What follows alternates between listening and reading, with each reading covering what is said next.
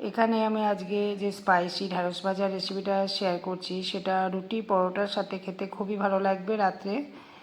এর জন্য কচি বাজার থেকে আনা কচি কচি ঢ্যাঁড়স, ছোটো ছোটো সাইজের ঢ্যাঁড়সগুলো আগে ভালো করে জলে ধুয়ে নিয়েছি, তারপরে কেটে নেব। কাটার পরে কিন্তু ঢ্যাঁড়স দেবো না। রেসিপিটা সর্ষে তেলে তৈরি করব। কড়াইতে সর্ষে তেল গরম করতে দিয়ে এখানে 1 চামচ গোটা জিরে ফোড়ন দিচ্ছি। ফোড়নটাকে কয়েক সেকেন্ড ভেজে নেওয়ার পর দুটো পেঁয়াজ কুচিয়ে নিয়েছি, পেঁয়াজটাকে লালচে করে ভেজে নেব।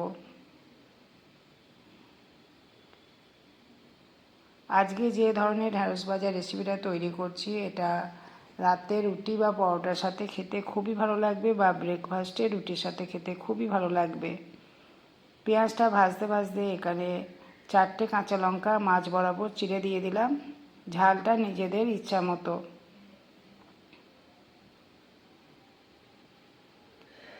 পেঁয়াজটা এরকম লালচে করে ভেজে নিতে হবে। পেঁয়াজটা ভাজা হয়ে গেলে তবেই ঢ্যাঁড়সটা দিচ্ছি।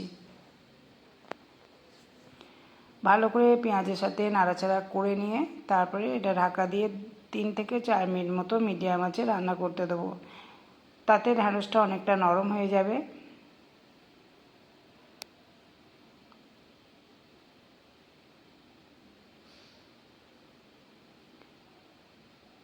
এবার এটা আমি ঢাকা দিয়ে 3 থেকে 4 মিনিট পর ফিরে আসছি।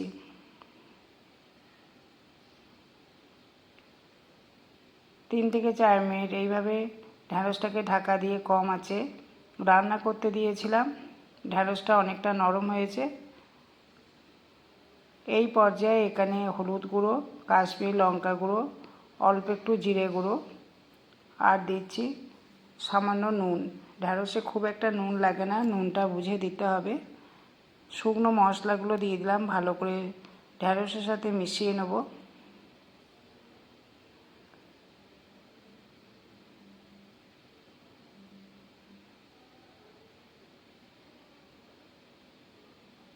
এরপর থেকে রান্নাটা একদমই কম আঁচে হবে।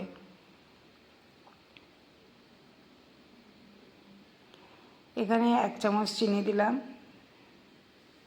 আর সামান্য দিচ্ছি চাট মশলা।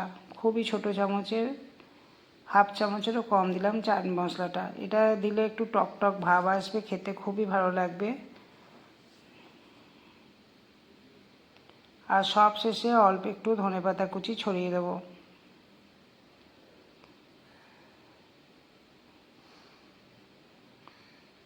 এইভাবে আজকে ঢ্যাঁড়স ভাজার রেসিপিটা তৈরি করলাম। যদি পছন্দ হয় ভিডিও শেষে একটা লাইক এবং কমেন্ট করতে ভুলো না। নেক্সট দিন অন্য একটা রেসিপির সাথে দেখা হবে।